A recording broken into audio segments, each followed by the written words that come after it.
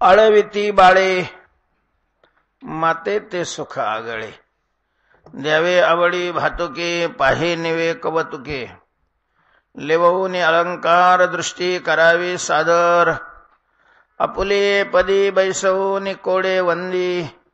नेदी लागो दिठी उचलून लावी कंठी. तुका म्हणे लाभा वारी घ्यावो पद्मनाभा. द्यावे आवडी भातुके पाहे निवे कवतुके. श्रीमंत श्री जगद्गुरु तुकोबाराय भगवंताची भक्तवत्सलता या अभंगातून स्पष्ट करून भगवंताशी सलगी करतायत.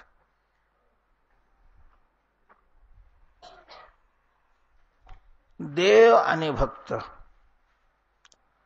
ही जी जोडी आहे,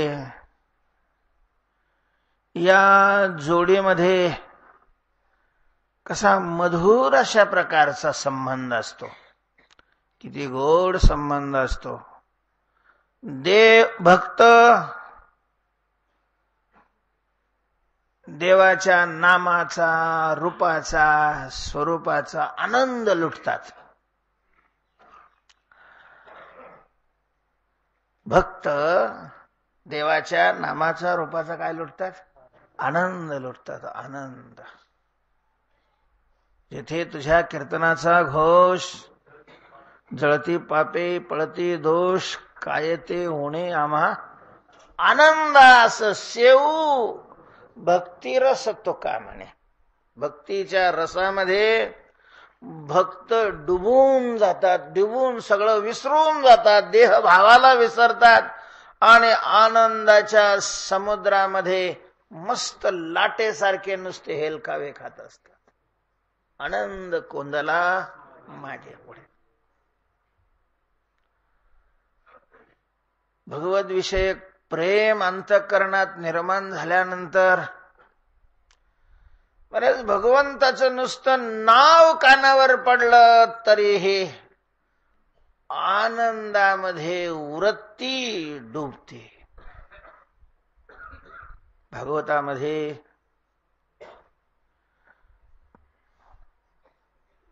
18,000 श्लोक आहेत बहुतेक, मला नक्की नाही सांगता येत, पण 18,000 श्लोक आहेत श्रीमद भागवतामध्ये. आणि भागवत हा ग्रंथ पूर्ण भक्ती करता वाहिलेला ग्रंथ आहे. त्याही मध्ये भगवान श्रीकृष्णाचं अद्यंत चरित्र, हे अवतार धारण करण्यापासून ते निजधामाला जाण्यापर्यंत सगळं चरित्र आलेलं आहे असं नाही सांगता येत, कारण इतर ग्रंथामध्ये भगवंताच्या अनेक लीला कथन केलेल्या ज्या भागवतामध्ये नाहीत. संतांनीही ज्या लीला सांगितलेल्या आहेत त्याही सगळ्या भागवतामध्ये नाहीत. माभळ भटाची लीला भागवतात नाहीये आणि संतांनी वर्णन केले. त्यामुळं सगळंच भागवतामध्ये भगवंताच्या लीला आलेल्या आहेत असं म्हणता येत नाही, पण पुष्कळ भागवतकारांनी भगवंताच्या लीला ग्रथित करण्याचा काय केलेला आहे? प्रयत्न केलेला आहे. आणि भगवंताच्या कृष्णावतारामध्ये अत्यंत मोलाचं सहकार्य करणारी भगवंताची अत्यंत प्रेमिका राधा आहे. राधेशिवाय परमात्मा आधा आहे. भगवंताच्या अवताराला परिपूर्णता नाही, भगवंताच्या रूपालाच परिपूर्णता येणार नाही, अवतारच घेणार नाही, देवाला घेता येणार नाही. आणि त्या राधेचं नावच नाहीये भागवतामध्ये, पूर्ण भागवतामध्ये नाव राधा शब्द नाहीये. आपण गोकुळाला गेलो, वृंदावनला गेलो तर आपल्याला आश्चर्य वाटेल, तिथं राधेच्या नावापुढं कृष्ण लुपून गेलाय. वृंदावन मध्ये कृष्ण कृष्ण कोणी म्हणत नाही, राधे राधे राधे राधे. झाडोवाला राधे राधे म्हणत राहतो, दुकानदार राधे राधे म्हणत राहतो, माळ घेऊन जपणारे राधे राधे अशा प्रकारचा जप करतात. नुसता राधाच्या नावाचं जिकडं तिकडं काय जय जयकार आहे. आणि त्या राधेचं नाव कशात नाही? भागवतात. आता काय कारण असेल तर त्याच्यावर संतांनी मीमांसा केलेली आहे की शुकाचार्य हे राधा भक्त होते. अर्थात भागवत सांगणारे सगळेच राधा भक्त असतातच, व्हावंच लागतं, प्रश्नच नाहीये. कारण राधा ही देवता आहे, भागवताची राणी आहे. वृंदावन मध्ये चलती कृष्णाची नाहीये, राधा मातेची, प्रश्नच नाहीये. त्यामुळे बहुतेक सगळे राधा भक्त आहेत. आणि शुकाचार्याच्या अंतःकरणामध्ये राधाकृष्णाविषयीचं प्रेम निर्माण झालं असल्यामुळं राधा अशा प्रकारचा नाव घेतल्याबरोबर त्यांची वृत्ती अंतर्मुख होऊन काही दिवस ते त्या स्थितीमध्ये राहत असायचे, समाधी लागायची त्यांना. आणि इथं परीक्षितीकडे फक्त 7च दिवस होते. 7 दिवसामध्ये तो मुक्त कसा होईल याची जबाबदारी शुकाचार्यांनी स्वीकारलेली होती. म्हणून जाणून बुजून शुकाचार्यांनी राधा हे नाव काय केलेलं आहे, टाळलंय असं सांगितलं जातं. एक बरोबर असे म्हटलेलं आहे. कोण बरोबर असे तिचं नाव नाही सांगितलं. बरोबरी जाया एक असे नामदेवरायांनी त्याचं वर्णन केलंय. तर म्हणजे अंतःकरणात ज्या वेळेला भगवत विषयक प्रेम निर्माण होतं त्यावेळेला नुसतं नाव आनंदाचा सागर आत निर्माण करतं. मग दर्शन असेल काय, ध्यान असेल काय, गुण असतील काय, याने तो आनंदाच्या सागरात डुबून जाईल याच्यात आश्चर्य नाही. म्हणजे भक्त भगवंताकडे पाहून आनंद मग्न असतात. आणि देवही भक्ताकडे पाहिल्यानंतर देवालाही अतिशय काय होतो, आनंद होतो. असा हा मधुर संबंध आहे. भक्तीला एवढं प्राधान्य संतांनी का दिलं, त्याची जी अनेक कारणे, त्याच्यापैकी हे एक कारण आहे की भक्तीने देव ऋणी होतो. महाराज, देवाचा आनंद सगळेच लुटण्याचा प्रयत्न करतात, देवाला तोडतात सगळे चौकडून. भक्त देवाला आनंद देतात, देवाचा आनंद घेतात नाही. देवाला जगामध्ये अशी एक व्यक्ती आहे जो सगळ्याला देतो, म्हणून तर त्याला देव म्हणतात. देव म्हणण्याचं काय कारण आहे, देत राहतो देव देव देव देव देव सगळं देतो. आणि त्या देवाला देणारे कोण आहेत, भक्त आहेत. त्या देवाला देतात. काय म्हणे, जीव भाव देवापायी ठेवोनिया काही न मागती, भक्त देतात, आनंद देतात. महाराज, भक्ताकडे पाहिलं की देवाला आनंद होतो, देव संतुष्ट होतो, खुश होतो, रमून जातो. रमा म्हणे कैसी नवलपरी देव भुलले वैष्णवा घरी. का रमून जातो परमात्मा भक्ताकडे पाहिल्यानंतर भक्ताच्या. तर हा भक्ताचा आनंद परमात्मा कसा लुटतो हा विषय तुकोबारायांनी या अभंगामध्ये प्रतिपादन केलेलं आहे. भक्तांनी सगळे नाती भगवंताशी जोडलेले असतात. आणि मग भगवंताचं कसं आहे, जो जसा नातं जोडेल तसा तो काय करतो, त्याच्याशी नातं जोडतो. आपण त्याच्याशी जसं नातं जोडू तसा तो आपल्याशी नातं जोडतो. आपण त्याच्याविषयीचा जसा भाव धारण करतो तसा तो आपल्याविषयी भाव धारण करतो. एखाद्याला जर भगवंताशी मित्राचा भाव धारण केला तर परमात्मा त्याच्याशी काय करतो, मित्र भाव धारण करतो.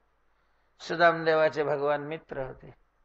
अर्जुनाचाही भगवान सखा म्हणजेच मित्र अशा प्रकारचा. कोणी भगवंताशी नियामक भाव धारण केला तर त्याच्याकरता तो काय बनतो, नियामक अशा प्रकारचा बनतो. काही लोक भगवंताशी अभावाचा भाव धारण करतात. जगात देव नाही त्याच्याकरता तो नाहीच. तो जिथं जिथं जाईल महाराज तिथं त्याचा भाव पुष्ट होतो. जो देव नाही अशा प्रकारचा भाव धारण करतो त्याच्याकरता जगात त्याला कुठंच देव काय होत नाही, दिसत नाही. कारण त्याने तसा भाव धरलेला आहे. भगवंताचं ठरलेलं आहे, तुम्ही जैसा भाव माझ्या ठाई धरा, तैसाच मी खरा तुम्हा लागी. आता त्याचे जे भक्त आहेत, जी ज्ञानी मंडळी आहे, ते म्हणतात सगळ्या कणाकणात परमात्मा आहे. त्यांच्याकरता कणाकणामध्ये परमात्मा निर्माण होतो, प्रगट होतो. प्रल्हादाला विचारलं हिरण्यकश्यपूने, तुझा देव कुठं आहे, कुठं आहे तो? प्रल्हादाने सांगितलं कुठं आहे तो, सर्वच ठिकाणी, सगळ्या ठिकाणी. म्हणजे इथं मंडपात सुद्धा आहे. हा, मंडपातही आहे. कुठं दिसतो तुला मंडपामध्ये परमात्मा? तो मला सगळ्यातच दिसतोय. तुम्ही मुमे खडक खंब में, खंबात तुला तुझा परमात्मा दिसतो, खंबात तुझा परमात्मा आहे. हो, ह्या खंबामध्ये तुझा देव आहे. हो, बरं, ज्याला देवळात देव दिसत नाही त्याला खंबात केव्हा दिसायचं? ज्याला मूर्तीत देव नाही दिसत, ज्याला गंगेत देव दिसत नाही, ज्याला आईबापात देव दिसत नाही, ज्याला सूर्यात देव दिसत नाही, ज्याला दरिद्री माणसामध्ये देव दिसत नाही, ज्याला रोगी माणसामध्ये, म्हणजे देवाला पाहण्याची ही मुख्य मुख्य ठिकाण आहेत. विभूत्या, विभूत्या ज्याला म्हणतात, प्रधान विभूत्या भगवंताला पाहण्याची ठराविक. गायीमध्ये देव, ज्याला गायीत देव दिसत नाही, ज्याला संतात देव दिसत नाही, ज्याला ब्राह्मणात देव दिसत नाही, ज्याला मूर्तीत देव दिसत नाही, त्याला खंबात काय दिसणार आहे देव? ह्याच्यात तुझा देव आहे, ह्याच्यात तुझा देव आहे. हे राग राग मारली महाराज, त्याला लात मारली म्हणा किंवा गदा हाणली, खांबावरी लाथ मारिली दुर्जनी. आता त्याला येड्या हळदीला एवढं हे करायला पाहिजे होतं की बा खांबावर लात मारली, गदा मारली, खांबा तुटला तर सभामंडपाचं नुकसान होईल आणि त्याची भरपाई कोणाला करावं लागणार आहे? त्यालाच करावं लागेल ना. लात कशाला मारायची? पण मारली. शेवट परमात्मा सगळ्या ठिकाणी व्यापक आहे, पण व्यापक असणारा परमात्मा साकार रूपाने व्यापक आहे असं थोडी आहे.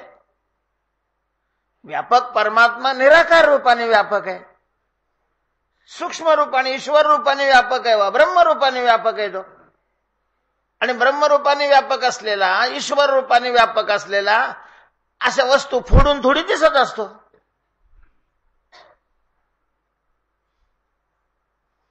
पण तो हिरण्यकश्यप होता, प्रवचनाला आलेला थोडी होता तो. क्रोधाने लाल झालेला होता. आणि मग हे विकार असे महाराज, हे विकार ज्या वेळेला माणसाच्या अंतःकरणामध्ये प्रौढ रूप धारण करतात त्यावेळेला ते पहिलं काम जर काय करत असतील तर अंतःकरणातला विचार नष्ट करतात. विकाराची जी काही कार्य आहे त्याच्यातलं पहिलं विकाराचं कार्य आहे अंतःकरणातला विवेक नष्ट करतात. मग कीर्तनात प्रवचनात गुलगुल बोलणारी माणसं सुद्धा विवेकाचं झाड उभं करणारी माणसं सुद्धा ज्या वेळेला अंतःकरणात विकार निर्माण होतो त्यावेळेला विवेकाधीन नसतात, मग कोणाच्या अधीन असतात? विकाराधीन होऊन जातात. नाही त्यावेळेला मग त्यांना विवेक सहकार्य करत, कारण विकाराने अगोदरच काय केलेला असतो? नष्ट अशा प्रकारचा केलेला असतो, संपवलेला असतो. तयाचे घसणी दिवा ज्ञानाचा गेला, फळाची हवा हृदय कामा झाला रे गावा. अंतःकरणामध्ये कामाने प्रवेश केला रे केला, संपलाच विचार. समजा विचाराला जर नाही संपवलं तर मग कामाचा कामपणाच काय शिल्लक राहिला. मग परमात्मा सगळ्यात आहे ना, देव सुख रूप आहे, विषयात सुख नाही, नामकं नाही, तमकं नाही, हे सगळं विचार सगळ्यात गाथ्यात, इथं काहीच नाहीये. लोक म्हणतात असं कसं काय झालं? कसं काय नाही, फार काही आश्चर्यकारक घडलेलं आहे असं काही नाहीये. अनादिकालापासून हे चालत आलेलं आहे. अंतःकरणामध्ये ज्या वेळेला विकालाचं प्राबल्य वाढलं जातं त्यावेळेला विचारी माणसाच्या अंतःकरणातला नष्ट होतो, तर अविचारी माणसाच्या अंतःकरणात प्रश्नच नाही. मोरली ते क्रोधानी गदा म्हणा, लात म्हणा, प्रल्हादाच्या शब्दाकरता भगवंताला त्या खंब्यातून काय व्हावं लागलं? प्रगट व्हावं लागलं. स्तंभाभ्यंतर गर्भ भाव निगद व्याख्या तदद्वैभवो य पांचानन पांचजन्य वपुषा व्यादिष्ट विश्वात्मतः. असं सांगतात की ज्या वेळेला खंब्यामध्ये परमात्मा आहे असं प्रल्हादाने सांगितलं. 80,000 खंबे होते. केवढा सभा मंडप असेल तो. त्या सभा मंडपाला किती खंबे होते? 80,000 खंबे होते. एवढे कुठे असतात काय? अरे एवढे कुठे असतात काय?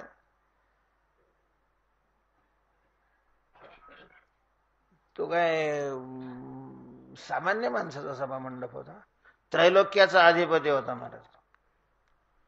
अधिवेशन घ्यायचं काय कमी लोक येत असतील त्रैलोक्यातले?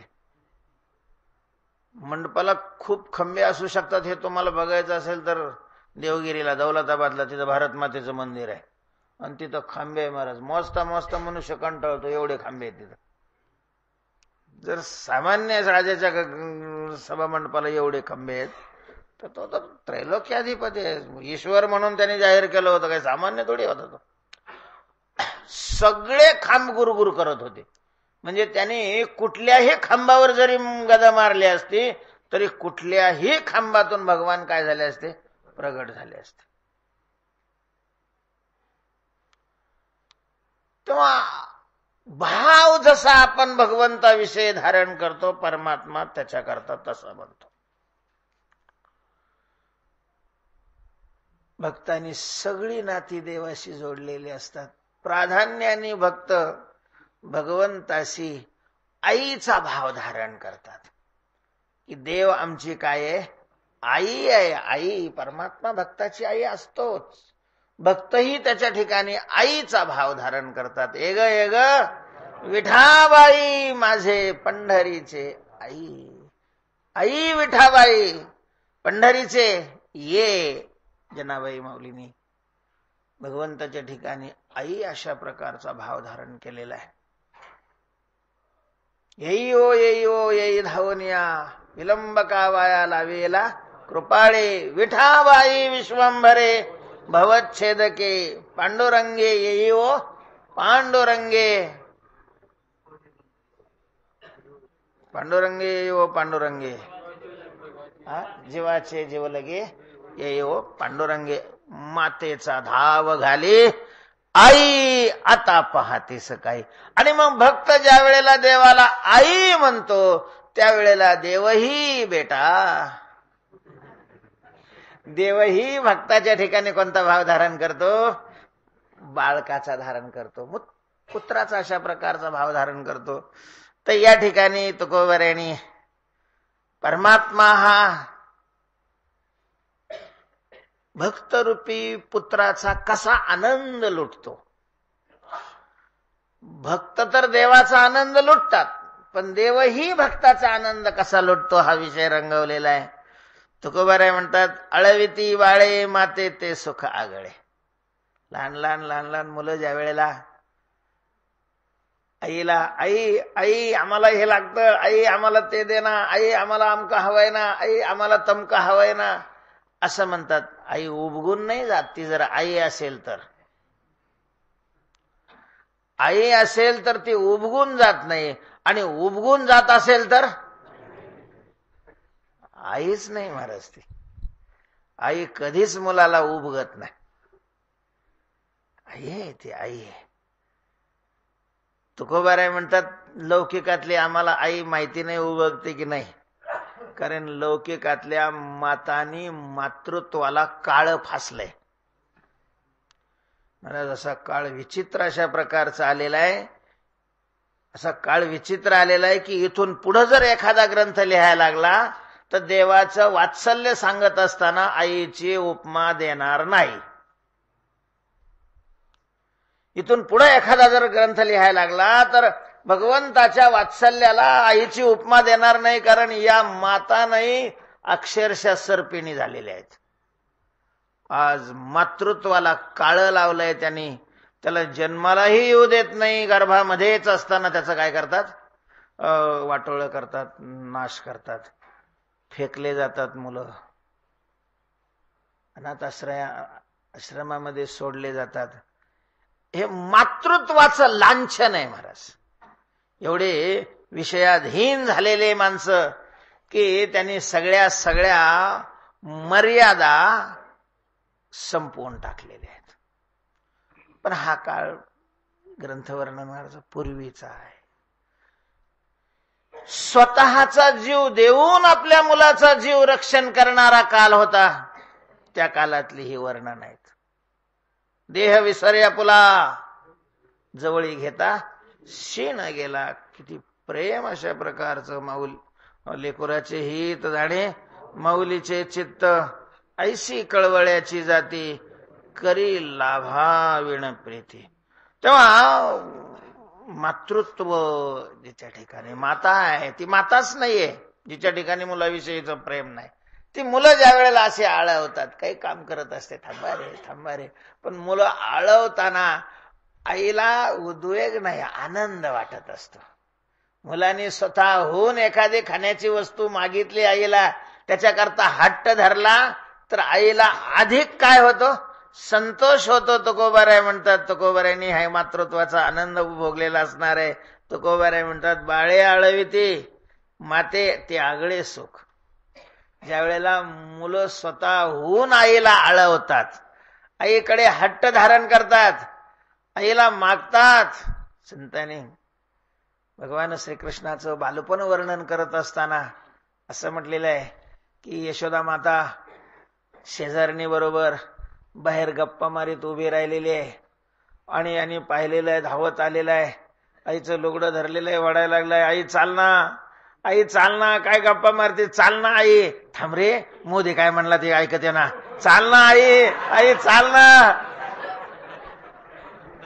काही गप्पा मारित असेल ती बोलल्या, तेव्हा तो तिला तिथं उभं राहू देत नाही आणि चाल म्हणतो. कशा करता चाल, आई मला भूक लागलेली आहे, यशोदे घराकडे चाल, मला जेवू घाल. आई लहानच घे उंडा, कारण मोठा करू शकतो त्याला भाजायला वेळ लागेल. अशा प्रकारचा ज्या वेळेला कृष्ण हट्ट करतो त्यावेळेला यशोदेला कितीतरी काय होतो, आनंद होतो. आणि यशोदेलाच होतो नाही, जी माता असेल त्या प्रत्येक मातेला अशा मुलाने केलेल्या हट्टाचा आनंद होतो. तुकोबाराय म्हणतात, आम्हीही ज्या वेळेला भगवंताची आळवण करतो, भक्त ज्या वेळेला भगवंताला आळवतात, पहाटेच उठतात आणि ज्या वेळेला काकडा सुरू करतात, देवा वचन ऐका कमलापती, माझी रंकाची विनंती, कर जोडितो कथे काळी आपण असावे जवळी. तुम्ही सगळी कामं सोडा आणि कथेमध्ये तुम्ही अशा प्रकारचं जवळ या, असं आळवतात. करोनी उचित प्रेम घाली हृदयात आलो दान मागायास, थोर करोनियास न करे उदास, माझी पुरवावी आस. ऐका काय गोड अभंग एकत्र केलेले आहे महाराज या पहिल्या मालिकेमध्ये. दुसऱ्या मालिकेमध्ये खूप सुंदर अभंग आहेत, आळवणीचे सगळे अभंग आहेत. या सगळ्या अभंगामध्ये प्रार्थना अशा प्रकारची केलेली आहे, बहुतेक अभंग प्रार्थनापर आहेत. आणि मग अशी ज्या वेळेला भक्त मंडळी बाल्यत्व लहान मूल घेऊन भगवंताकडे आईचा अशा प्रकारचा भाव देऊन आळवतात, त्यावेळेला देवालाही खूप आवडतं महाराज. जिथं अशी आळवण चालू असते भगवान परमात्मा तिथं निश्चित अशा प्रकारचा हजर असतो. कीर्तनामध्ये भजनामध्ये भक्त ज्या वेळेला देवाला आळवतात, मात्र देवाला आळवतात त्याच्या अंतःकरणामध्ये हा भाव पाहिजे की आपण काय करतोय, देवाला आळवतोय. नाही तर मग आता काय, हे बाहेरचे गायन करणारे लोक सुद्धा कधी कधी अभंग गायनाला घेतातच की. तर गायक मंडळी आळवत असतात ते देवाला नाही, ते रागाला आळवत असतात. मग तर राग आळवण्याकरता काही अक्षर शब्द लागतात म्हणून ते अभंग घेतलेले असतात. अभंग असतं चांगलंय. इतर गाणे फिने आळवण्यापेक्षा अभंग आळवतात. सात्विक सत्कर्म थोडंफार पुण्य लागेल हा भाग वेगळा. पण ज्याच्या ठिकाणी मातृत्वाचा भाव आहे, देवा आई आहे आणि आपली आई समोर आहे असं, मग त्याला पेटी लागत नाही, त्याला पकवाजही लागत नाही, त्याला स्वरयंत्र लागत नाही, स्वरही लागत नाही, काहीच नाही. महाराज आई ही पोराने फार स्वरात आपल्याला विनवावं अशी अपेक्षा करते का? हे अप्सरी म्हणायला लागले तू हे नको जेवण बिल अशी म्हणत असेल तर ती आईच नाही. अशी म्हणत असेल तर ती आईच अशा प्रकारची नाही. आणि पोरगही फार विचार असा काही स्वर फिर लावता असं काहीच नाही. आता त्याला काय आई समोर आहे, आईच्या ठिकाणी हट्ट करायचंय, आळवायचंय, त्याला काय स्वर फिर लावावा लागतो. ज्या वेळेला आळवणाऱ्याच्या ठिकाणी देवाविषयीचा हा मनामध्ये भाव असेल, प्रतिमा असेल, त्यावेळेला परमात्माही बाकीचं काहीच पाहत नाही, निश्चित उभा असतो. म्हणजे आम्हाला दिसत नाही. ऐका, कीर्तनामध्ये भजनामध्ये उभा असलेला परमात्मा आपल्याला दिसत नाही, मान्य आहे, नाही दिसत, पण त्याला आपण दिसत असतो. तो आपल्याला दिसत नाही पण त्याला आपण दिसत असतो. म्हणून कीर्तन असो, भजन असो, काकडा असो, हे करत असताना फाजीलपणा करू नये. संतांनी जागोजाग कीर्तनाची मर्यादा सांगितली, त्याचं कारण ते आहे. आम्हाला देव दिसत नाही, ठीक आहे,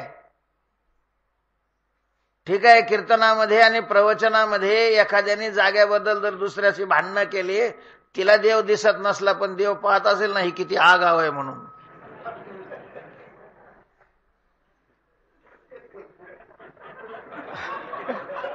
भांडणं करणारे म्हणतो, दुसऱ्याला नाही म्हणत मी. आणि मग उगाच जर त्याच्या पेपरावर शेरा मारला त्याने लालशाहीचा, तर कुठल्याच विद्यालयात त्याला प्रवेश नाही मिळायचा. कथाकाळीची मर्यादा, कथाकाळीची मर्यादा. पुन्हा नेहमी ऐकणारीच माणसं जास्त मर्यादा मोडतात, हे लक्षात ठेवा. काय होतं, अतिपरिचयाद अवज्ञा भवती. अतिपरिचय झाल्यामुळं त्यांच्याकडून विशेष रूपाने मर्यादा मोडल्या जातात. याच्याविषयी सावध राहायला पाहिजे आपण. नाही दिसत तो आपल्याला, पण याचा अर्थ तो नाही असं नाहीये. संतांची वचन आहेत की जिथं हरिकथा चालू असते तिथं तो असतो. रंग भरे कीर्तनात प्रेमे हरिदास नाचत तेथे असे देव उभा जैसी. तेथे असे तो मी वैकुंठी नसे, एक वेळ भानुबिंबी न दिसे, वरी योगी याची मानसे उमरडून जाय, तयापाशी पांडवा मी हरपला गिवसावा. म्हणून कीर्तन ज्याला मर्यादा सांभाळणं होत नाही त्यांनी या धंद्यातच पडू नये.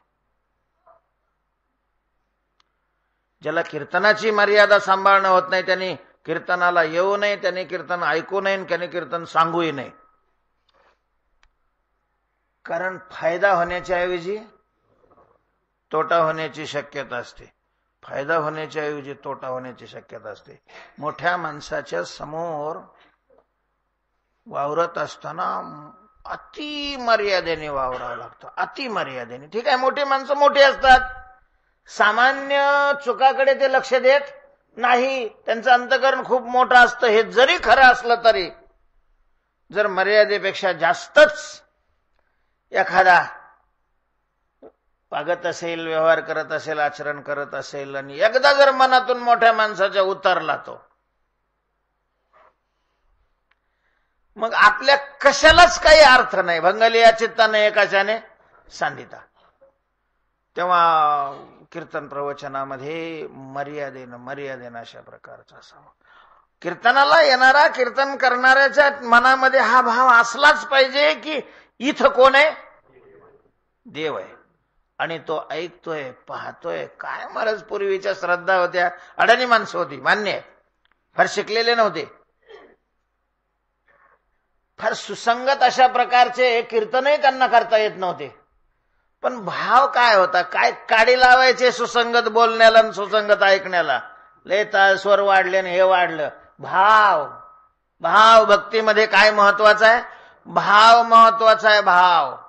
महाराज आम्हाला आठवत आहे, रामायणाचं जर पोथी चालू असेल, रामविजय म्हणा, रामायण म्हणा, तर ते खेड्यात पद्धत होती, सांगायला एक जण असायचा आणि वाचायला एक जणांनी ओळी वाचायची, दुसऱ्यानं सांगायची. तर ते आसनं टाकत असताना 3 आसनं टाकत असत. एकावर सांगणारा बसायचा, एकावर वाचणार, आणि एक आसन मोकळंच. मग विचारलं, का हे आसन कोणा करताय? हनुमंतराय येऊन बसतात. हनुमंतराय येऊन बस, कोणालाच दिसत नाही, टाकणारला दिसत नाही, पाहणारला दिसत नाही, तरीही पण ते आसन टाकलं जायचं. म्हणजे त्यांच्या भावामध्ये खोटच नव्हती आणि ते व्यवस्थित चांगलं आसन टाकलं जायचं. देवाला निवद दाव्याचं दाखवल्यासारखं नाही.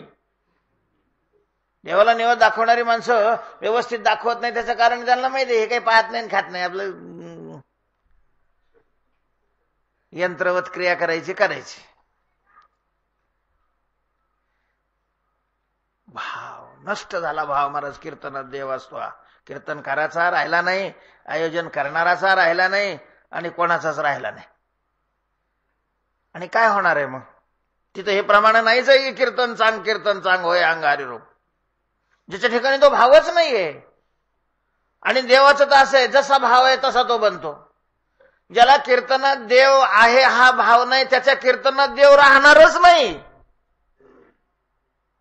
कारण त्याच्या ठिकाणीच तो काय नाही, भाव नाहीये. ठेवणारला आपले मोठेपणा करायचे असतात, सांगणारला खिसे भरायचे असतात.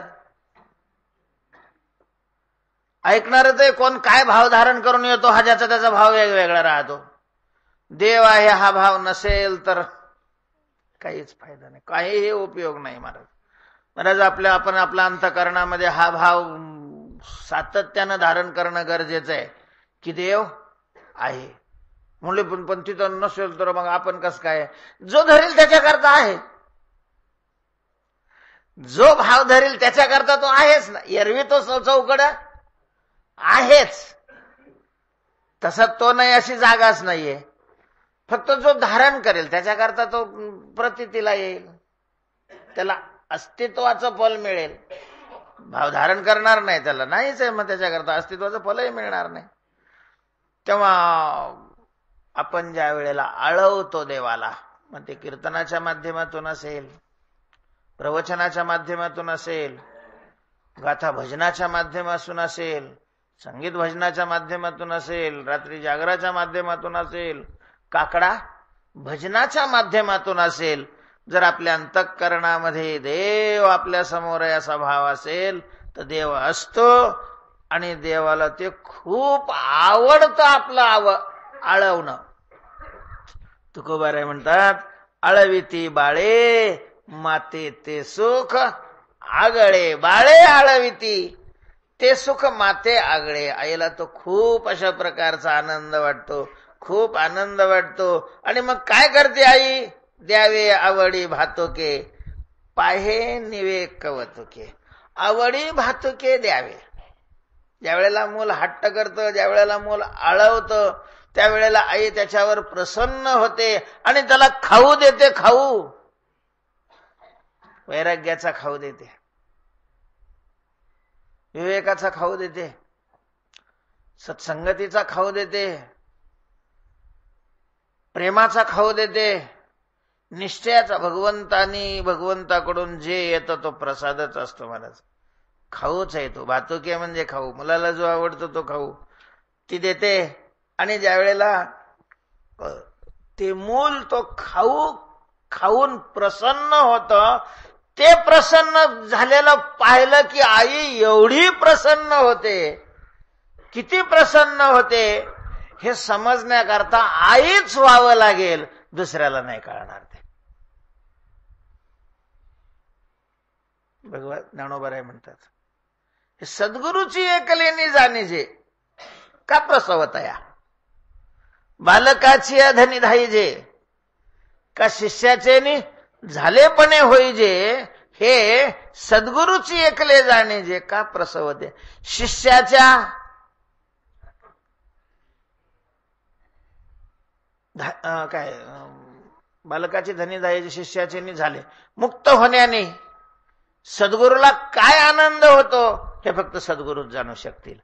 आणि मुलगा ज्या वेळेला एखादी वस्तू मिळाल्यानंतर संतुष्ट होतो, तृप्त होतो, तो तृप्त झालेला पाहिल्यानंतर काय आनंद होतो हे जिनं जन्म दिलेला आहे ती आईच अशा प्रकारची तो आनंद जाणू शकते. बालकाचे धनी धाईजे का शिष्याचे झालेपणे होईजे. सद्गुरूची काय करते ती आवडी भातके द्यावे. अत्यंत आनंदाने त्या मुलाला खाऊ देते आणि मग तो खाऊ मिळाला की ते खुश होतं आणि ते खुश झालेलं पाहिलं कौतुके पाय आणि निवे बरंच तीही अति खुश होते, अतिशय संतुष्ट अशा प्रकारचे होते. आणखीन काय करते लेववनी अलंकार दृष्टी करावी सादर. मुलावर किती प्रेम असतं आईचं महाराज. त्याला स्नान घालते, टावेलने त्याचं स्वच्छ अशा प्रकारचं अंग पुसते, त्याला कपडे घालते. दिवाळी आहे आता बघ तुझ्या वडिलांनी कसे अलंकार, त्याला काही घेणं राहत नाही ते अलंकाराचं आणि फिलंकाराचं. अलंकाराने आपण सुशोभित व्हावं या भावनेपर्यंत आलेलं नसतं. ते कधी ते अंग शर्ट सुद्धा ते टोपडं फिपडं असं काढून फेकायचा प्रयत्न करतात, तरी ती जबरदस्ती घालते. आणि मग त्याच्या गळ्यात लाकीट काय घालील, त्याच्या बोटात मोद्या काय घालील, अलंकार घालते अलंकार. तसा परमात्मा ही आपल्या भक्ताला काय करतो अलंकार घालतो महाराज. पूजा करतो परमात्मा.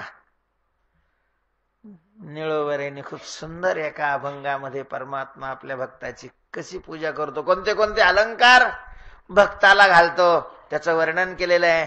देवे भक्ता लागी उपचार मांडिले, शांती सुखासनी माने बैसविले. पहिला अलंकार आहे भक्ताचा देवाने दिलेला.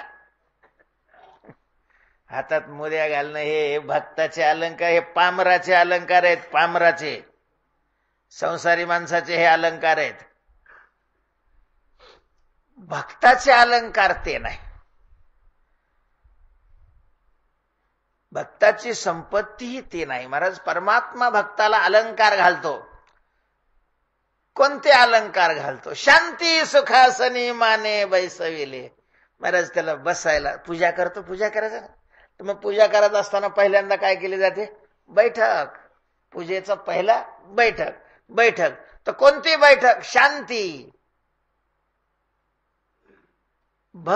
देव भक्ताला जो देतो अलंकार अशा प्रकारचे घालतो, त्याचे उपचार करतो. त्याच्यामध्ये देवाकडून येणारा पहिला अशा प्रकारचा उपचार जर कोणता असेल तर शांती. शांती शांती अत्यंत महत्वाचा घटक आहे. शांती. शांती म्हणजे चित्ताची स्थिरता. कशाही परिस्थितीमध्ये चित्त विचलित न होत नसेल तर समजावं देवाची आपल्यावर कृपा आहे आणि देवाने आपल्याला शांतीचा अलंकार घातलेला आहे. आपले तर महाराज चित्त सामान्य गोष्टीवरून विचलित होतात. अजून देवाची आपल्यावर कृपा नाही समजावी. चित्त आपलं जर प्रतिकूल परिस्थितीमध्ये व्यग्र होत असेल, चंचल बनत असेल व अनुकूल परिस्थितीमध्ये संतुष्ट होत असेल, महाराज ज्याचं अनुकूल परिस्थितीत चित्त संतुष्ट होतं त्याचं प्रतिकूल परिस्थितीमध्ये निश्चितच काय होतं? मग असंतुष्ट होतं. ज्याला लोक जास्त जमल्यावर आनंद होतो त्याला कमी लोक जमल्यावर दुःख नाही झालं तर काही बक्षीस घ्या आपल्याकडून.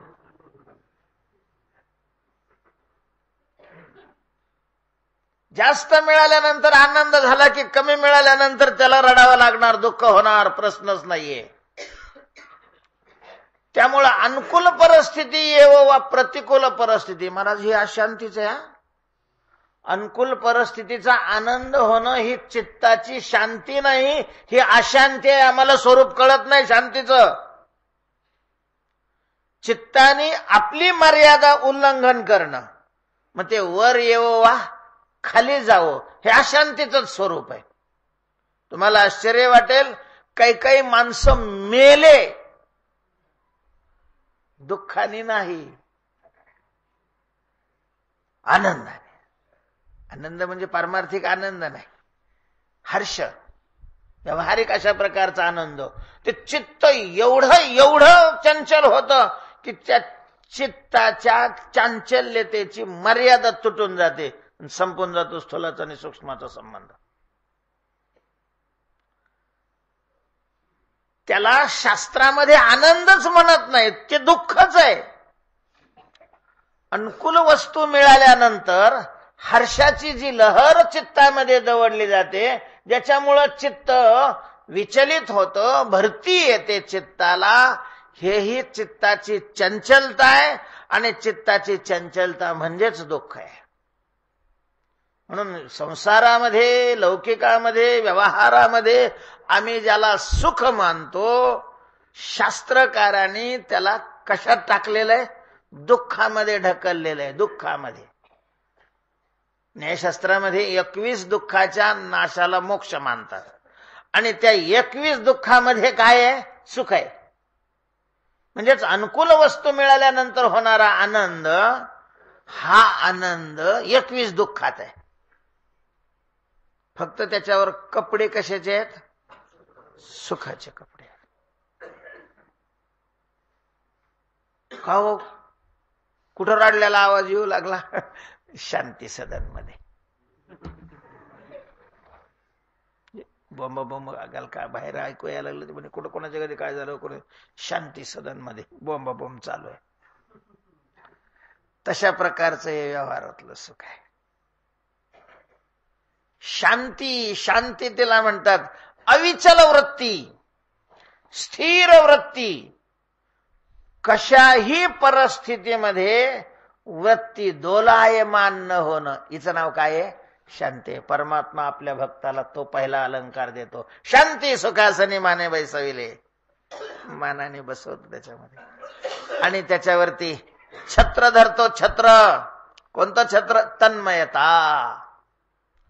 वृत्ती भगवदाकार अशा प्रकारची अखंड असणं, याला काय म्हणतात? तन्मयता. त्या तन्मयतेचं छत्र धरलेलं आहे. ज्ञान संपत्तीचे दळभार दिदले. ज्ञानाची सगळी संपत्ती, अभयम सत्व संशुद्धी ज्ञान योग व्यवस्थित आनंदमच स्वाध्याय तपार्जवम अहिंसा सत्यम क्रोध त्याग शांती रपैषणम दया भूतेश वलोलो, ही सगळी ज्ञानाची काय आहे? संपत्ती आहे. संपत्ती हे सगळं दळ त्याला देऊन टाकलेलं आहे. आणि काय म्हणतात भगवान? सुखे राज्य करा म्हणे त्रिभुवनी, आनंदाने या त्रैलोक्यामध्ये राज्य करा. माझे ऐश्वर हे सर्वांगी लेवोनी, माझे ऐश्वर सगळ्या अंगावर धारण करून, मिरवा भूषणे ही यश कीर्ती दोन्ही. यश आणि कीर्ती खरं तर हे देवाची भूषण आहेत. यश आणि कीर्ती हे कोणाचं भूषण आहे? देवाचं भूषण आहे. यश कुठं असतं? यत्र योगेश्वर कृष्ण, यत्र योगेश्वर कृष्ण. आणि ते यशाचा अलंकार सुद्धा परमात्मा कुणाला देतात? भक्ताला देतात. भक्ताला. म्हणून भक्त जिथं आहे तिथं यश आहे. धृतराष्ट्राने विचारलं, संजय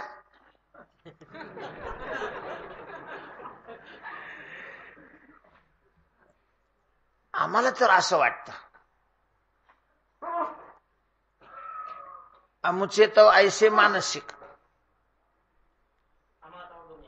आम्हा गमे ऐसे माझो तुझे ज्योतिष कैसे. नाही पण आमचं मानसिक सांगू दे ना, की सतत आतापर्यंत दुर्योधनाचे प्रताप मोठे मोठे मी पाहिलेले आहेत. सैन्याच्या दृष्टीनं दुर्योधनाचं सैन्यही पांडवापेक्षा 1.5 पट आहे. 1.5 पट. याचे निपाडे हा देवडे. आणि बरं सैन्य म्हणजे नुसतं उग भारावर गोळा केलेलं नाही, सभेला गोळा करावी माणसं तसे गाड्या पाठवून आणतात मला लोक सभेला ऐकायला. हे काय तर आहे काय? लोकांनी यांचं ऐकायला म्हणून स्वतःहून यावं ना. मग त्याच्यामध्ये काय असतं? विशेषत्व असतं. गाड्या पाठवते, मग लोक गाड्यात बसते, तिथं उतरते, दुकानाने जाते. सगळ्या गावात फिरत बोलत काही येणं नाही झालं. तसं दळ नाहीये महाराज. एका एकाचे मनोव्यापार हे विश्व होय संवरे. भीष्मासारखे, द्रोणासारखे, कर्णासारखे महारथी वीर यांच्याकडे आहेत, दुर्योधनाकडे आहेत. त्याच्यामुळं बहुतेक जय त्याचाच होईल. पण तरीही त्याला संशय होतात. मग याला विचारायची काय गरज होती? जर सगळंच ते ह्याच्याकडे असल्यामुळं निश्चितच दुर्योधनाचा काय होणार आहे? विजय होणार आहे असं तुला वाटतं, तर लोकांचं मत घ्यायची काय गरज आहे मग? म्हणजेच त्याला काय होता? संशय होताच. त्याच्या संशयाचं दुसरी कारण होती की सगळ्या ऋषींनी त्याला सांगितलेलं होतं. प्रत्यक्ष व्यासांनी सांगितलं, नारदांनी सांगितलं, सगळ्यांनी येऊन सांगितलं होतं की धृतराष्ट्रा, वयाच्या शेवटच्या अवस्थेमध्ये तू स्वतःला कलंक नको लावून घेऊ. पाणी पाजायला तुला कोणी राहणार नाही. पाणी पाजायला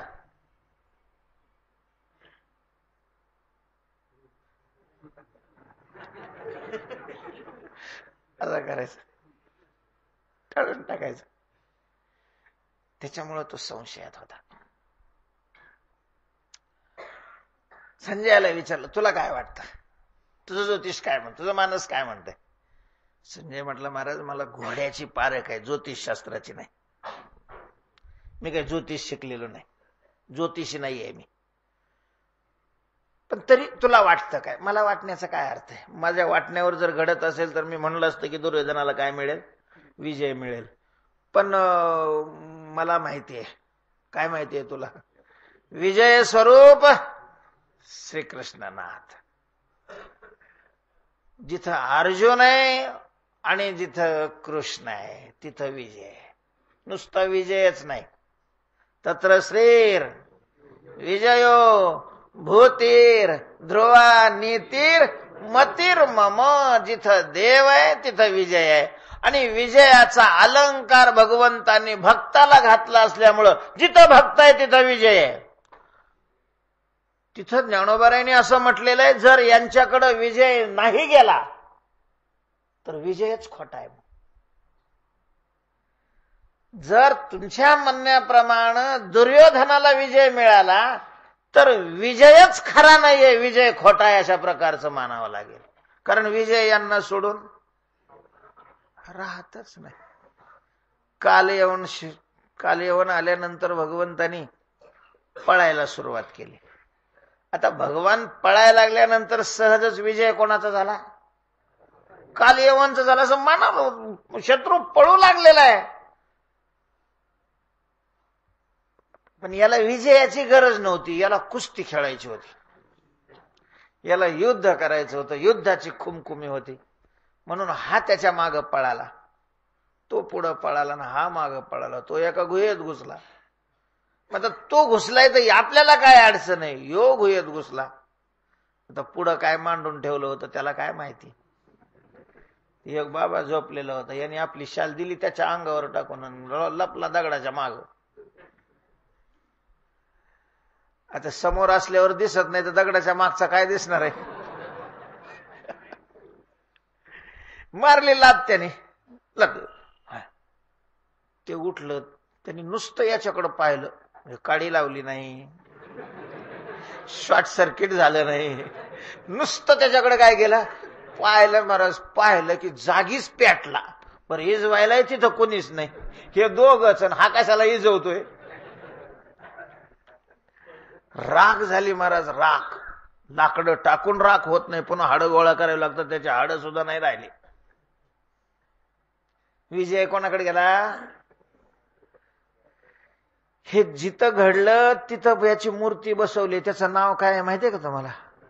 रणछोड. ते गुजरातमध्ये डाकोर नावाचं स्थान आहे भगवंताचं. तिथं जे भगवंताची मूर्ती आहे, विग्रह आहे, त्याला नाव आहे रणछोड. आणि रणछोड भगवान की जय म्हणतात. याचा अर्थ त्याने रणही छोडला असलं तरी विजय त्याला सोडत नाही. जिथं देव आहे तिथं विजय आहे. आणि हा विजयाचा अलंकार त्याने भक्ताला घातलेला आहे. मिरवा भूषणे ही यश कीर्ती दोन्ही. माझी आयुधे ही देतो संतोषाने. शांती विरक्ती मूर्तिमंत दया. क्षमा नित्यानंदे तुम्हा अर्पिलिया, अखंड नैराश्यता सेवे तुमची या, ठेविली निकटवासे नवजती अना ठायाओ. तेव्हा शांती, विरक्ती, नैराश्य, क्षमा, नित्यानंद, यश, कीर्ती हे सगळे अलंकार भगवान आपल्या भक्ताला चढवतात, घालतात. आणि पुन्हा कसा दिसतो माझा, कसा दिसतो माझा म्हणून त्याच्याकडे कौतुकाने काय करतात, पाहतात. तुकोबाराय वर्णन करतात, लेवोनी अलंकार दृष्टी करावी सादर. एवढंच नाही, एवढ्यावरही देवाला संतोष वाटत नाही. मग काय करतो, आपुले पदी बैसवनी कोडे वंदी. आपुले पदी बैसवनी, आपल्या पदावर भक्ताला बसवतो आणि कौतुकाने त्याचं काय करतो, वंदन. अशा प्रकारचं कोण आहे महाराज, असं कोण आहे असं नाही का. दिवाळी आलेली होती जवळ, आता आलेलीच आहे दिवाळी. सगळी दिवाळीची जाळी जिकडं तिकडं पहिले आंघोळी करता, उठणे फिटणे सगळे आणलेले. नामदेवरायला वाटलं आता माझी आई आहे म्हणून मला उठणं लावते, देवाला कोण उठणं लावित असं. आईला म्हणतात नामदेवराय, आई आई तुम्हाला आंघोळ घालणार? हो. मग दिवाळी पहाटे करावी लागते आंघोळ, उठणं लावून करावी लागते. महाराज दिवाळीच्या आंघोळीचा हा विशेष आहे. संन्याशाने अंगाला तेल लावायचं नसतं नियमाप्रमाणे, पण दिवाळीच्या दिवशी संन्याशानेही अंगाला तेल लावून स्नान करावं. म्हणजे दिवाळीच्या दिवशी संन्यासाला सुद्धा ते काय सुट आहे. दिवाळीचं स्नान हे अभ्यंग स्नानच केलं पाहिजे सर्वांनी, अशा प्रकारचं शास्त्रामध्ये, धर्मशास्त्रामध्ये लिहिलं. पण मग देवाला स्नान कोण घालेल ग? देवाला स्नान घालशील का? हो. का नाही घालणार? पण देव आला पाहिजे ना आपल्याकडे स्नान घालायला. मग का नाही येणार? मी आणतो ना. झालं महाराज. गेले नामदेवराय, देवा ले काय आहे, उद्या पहिली आंघोळ आहे. हो. स्नानाला आईने तुला बोलावलेले घरी? हा, स्नानाला आईने घरी बोलावलं? हो. कसं शक्य रे नामदेवा? देवा काय झालं? अरे नामदेवा, इथे भक्त लोक येतील आणि मग इथे देवळात मी नसल्यानंतर नाराज नाही होणार का सगळे? तेवढंच आहे ना, म्हणजे इथं तू दिसला पाहिजे एवढंच आहे ना. हा, मी उभा राहतो तुझ्या जागेवर. नामदेवा तू उभा राहशील? त्याच्यात काय, तुला उभा राहता येईल. नाही तर लय तू देवा लावितो उभा राहून. काय उभा राहायला नुसतं असं हात ठेवायचं उभा राहायचं. कसा उभा राहतो बघ बरं, देव खाली उतरले म्हणजे पहिली प्रॅक्टिस.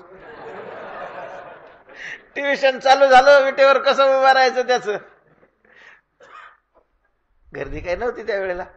भगवान खाली उतरलेले आहेत, नामदेवरायला विटेवर उभं केलेले. हा ठेव, असे ठेव हात, असं लय छाती मागं नको काढू, पुढे बी लय फुगू नको, अशी सारखी ठेव.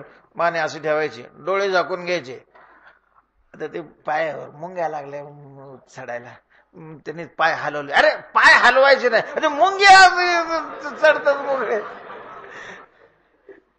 मग म्हटले रात्रंदिवस माझ्या पायाजवळ लोक साखर आणि पेढे ठेवतात आणि हे मुंगळे, मी कसा उभा राहत असेल? हलवायचे नाही पाय. हा, आता कसा व्यवस्थित दिसतो, असंच उभा राहायचा.